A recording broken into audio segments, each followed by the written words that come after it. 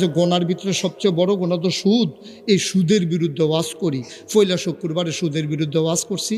ওয়াজ যখন শেষ হয়েছে সকলে বাড়ি গেছে গা, সভাপতি আমার আলগাত নিয়ে কয়, সবটি কথা আপনি আমারে কইছেন।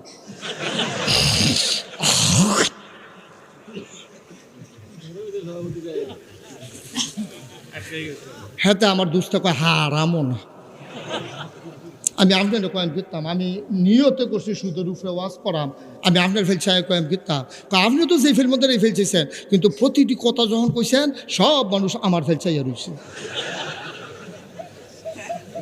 তো আমি কিতা করতাম? আমি সুদের বিরুদ্ধে, আমি কি আপনার নাম লইছি না কিছু কইছি? আমি সুদের বিরুদ্ধে ওয়াজ করি, আপনার ফেলছাই থাকলে আমি কিতা করতাম? কয় অবশ্যই কেউ না কেউ কইছে আমি যে খাই।